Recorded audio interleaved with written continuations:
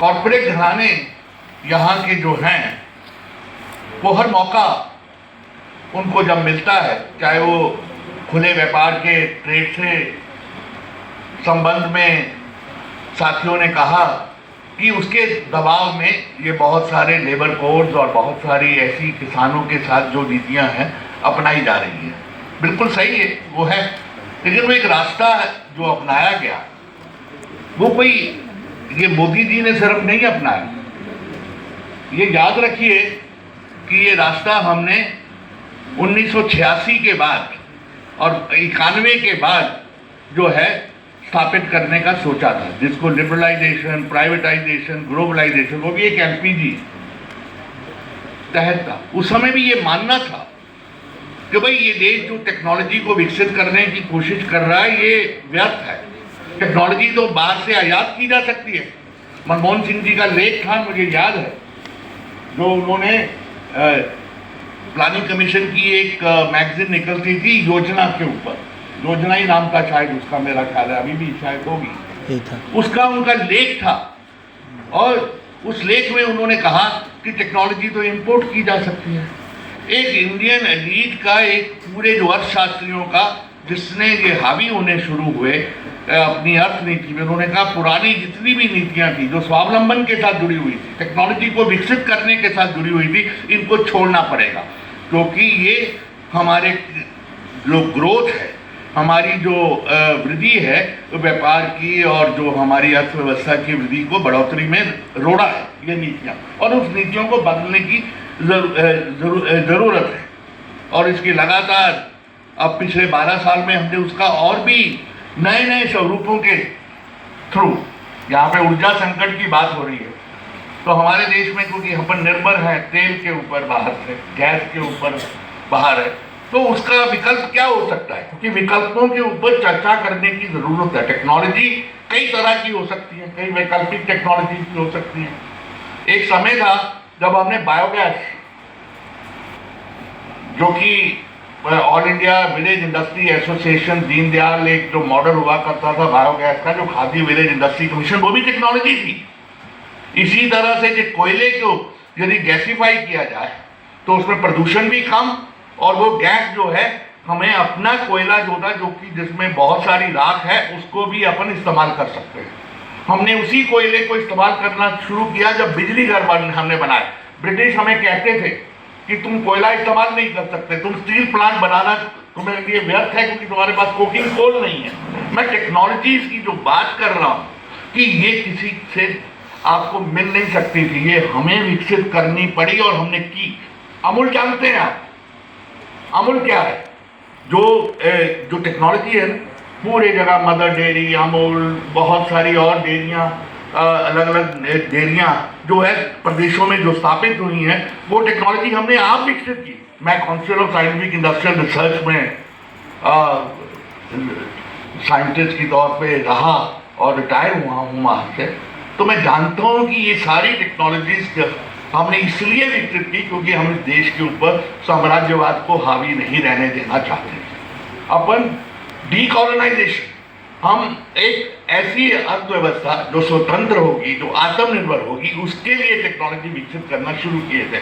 और इन लोगों ने 90 के दशक में विश्वास किया कि बाहर से टेक्नोलॉजी सारी आ जाएगी। ये एलपीजी जो है, जिसने इनइक्वालिटी भी, गैर बराबरी भी पैदा की है, और उसमें उन्होंने टेक्नोलॉजिकल डिपेंडेंस भी, जो हमारी टेक्नोलॉजी की जो निर्भरता बनी है दूसरे देशों पे, उसको भी पैदा किया है।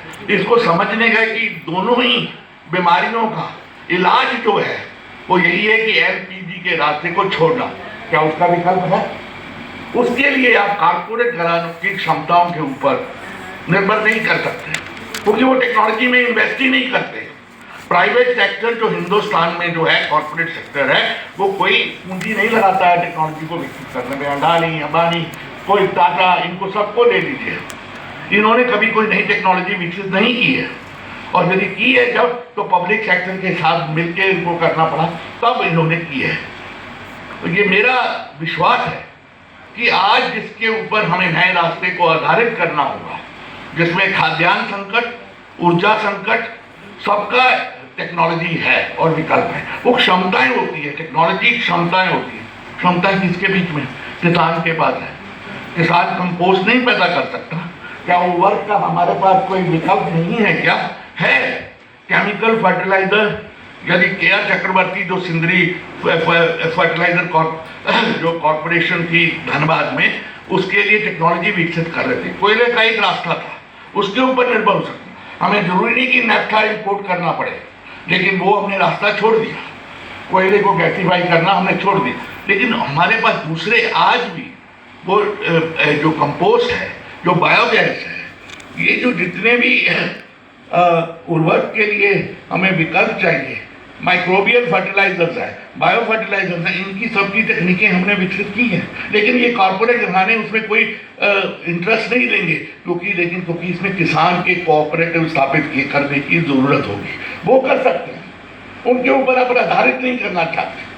तो सवाल ये है, किसान और मजदूर की जो क्षमताएं हैं उसको कैसे विकसित करें। सर्वाधिकार का मामला ये है कि सबसे पहले उनके पास क्षमता होनी चाहिए। अमर्त्य सेन तो कहते हैं ना कि कैपेबिलिटी से फ्रीडम आता है। क्षमताएं होंगी जिसके ऊपर आधारित करेंगे तो आज़ादी होगी। आज़ादी किसके लिए? इस देश की आज़ादी यदि किसान को आप बांध देते हैं ऐसे रास्ते में जिससे वो गुलाम है अमेरिका का और या यूरोप का, और जिसको उसको बांधते हैं, तो तब आप जो है कोई रास्ता वैकल्पिक तैयार नहीं कर सकते। इनको आपने यदि चोट देनी है, यदि चुनौती देनी है, मैं इसमें और भी बहुत सारी लंबी बातें कर सकता हूँ, लेकिन आखिरी बात जोड़ते हुए, ये इंडियन एलीट जो कॉर्पोरेट घरानों की तो है ही, इसमें जो उन्होंने जो हमारे लिए दुखदायी रास्ता अपनाया है और हमारी परेशानी जिसका जिक्र किया जा रहा है कि इतनी परेशान है, हम सब लोग परेशान हैं, लेकिन इसके पीछे इंडियन एलीट की जो एस्पिरेशन है, आज हमारा जितना भी IIT से, इंडियन इंस्टीट्यूट ऑफ मैनेजमेंट से जितना भी scientist, engineer, technologist, mathematician, medical लोग निकलते, उसका 55% लोग, 55% वो जो है किसको सर्व करते हैं? बैंगलोर से बैठे, हैदराबाद में बैठे, गुड़गांव में बैठे, नोएडा में बैठे। जिस नोएडा में आज वर्कर डर रहा है, वहीं से वो अमेरिका को रात को काम करते हैं, क्योंकि उनके लिए दिन और हमारे लिए रात। उन्हीं कंपनियों के लिए जितना भी टैलेंट है, जिसको कहते हैं स्टेम टैलेंट अंग्रेज उनकी भाषा में, जो कंसेप्ट जो है, यदि उसका जो पूरा है कि 1 foot in India, other foot in air India या USA, और सिलिकॉन वैली को पूरा सर्व करते हैं, और उसी के लिए ये एजुकेशन सिस्टम को आपको ट्रांसफॉर्म करना होगा। आपको पेजेंट और दूसरे रास्ते जिसकी मैं बात कर रहा हूँ, जिसकी मैं लंबी बात कर सकता हूँ, मेरी अभी ये किताब आने वाली है, कि वो रास्ता हो क्या सकता है जो पेजेंट वर्कर अलायंस और यूनिटी के आधार पे हो सकता है। शेखर जी पीछे से मेरे को देख रहे हैं, मुझे डर लग रहा है कि मैं और कितनी व्याख्या दूँ। जो है, यदि रास्ता अपनाना है संकट से लड़ने का, जूझने का, तो मेरा ख्याल एक वर्कशॉप मोड में बैठना चाहिए। कन्वेंशन मोड में बातचीत नहीं हो पाती।